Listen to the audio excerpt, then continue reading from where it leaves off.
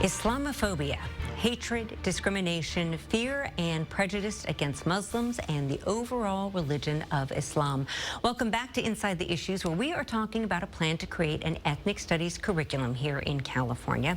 Although that term, Islamophobia, is included in the glossary, the word anti-Semitism is not.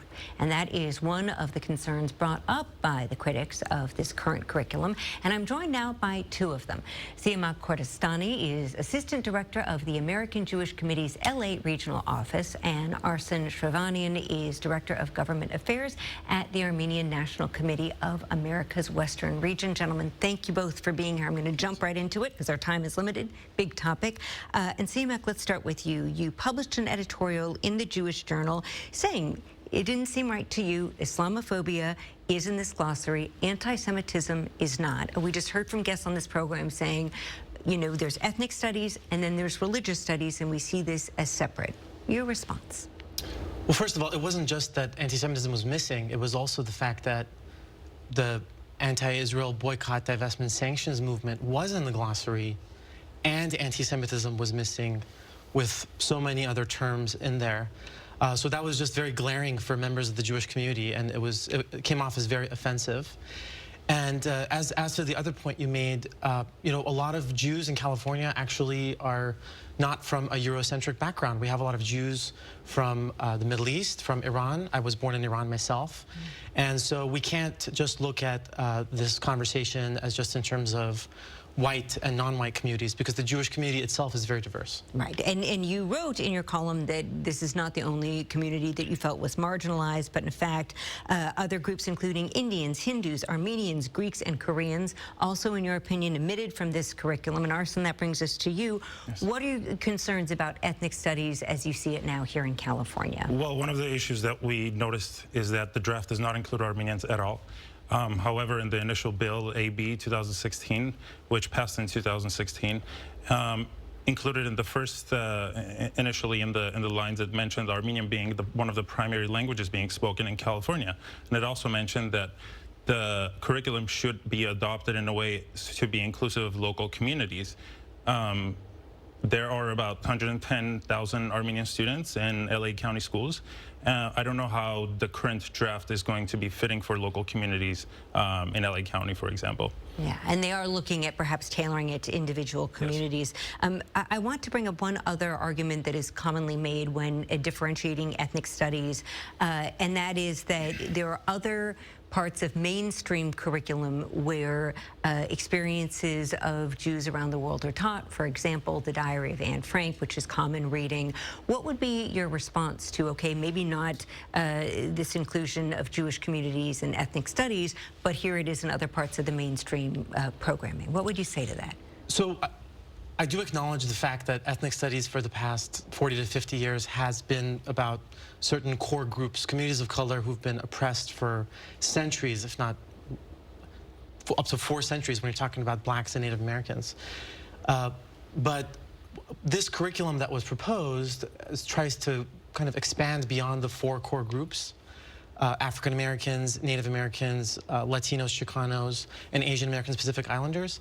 And so I think the education policymakers have to make a decision.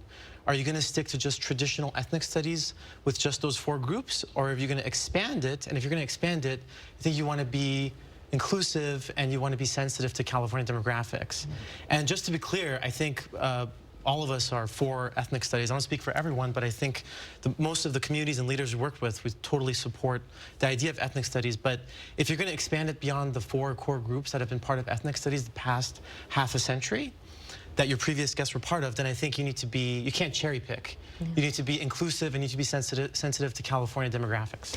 I have to say, this is one of those programs where I feel it's a delicate place to try to be in the middle and try to ask everyone fairly and respectfully. So I want to actually play a clip for you of a UCLA professor named Gay Teresa Johnson, who appeared on KPCC, basically saying, look, white men have dominated the perspective of history for a long time. It is time to include another perspective. Let's take a listen to that.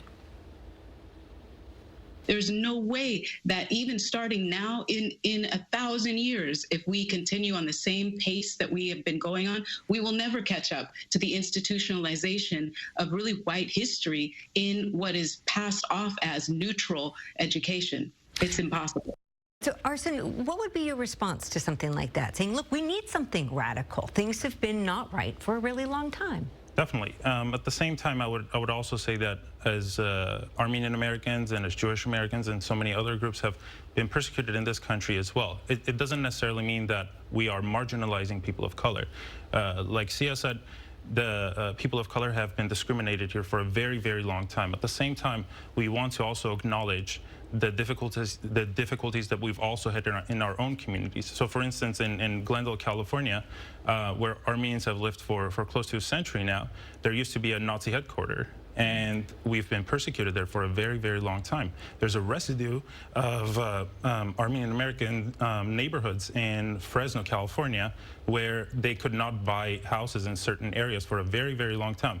And the initial clauses also included Jewish Americans, the Sikhs, and many other minorities.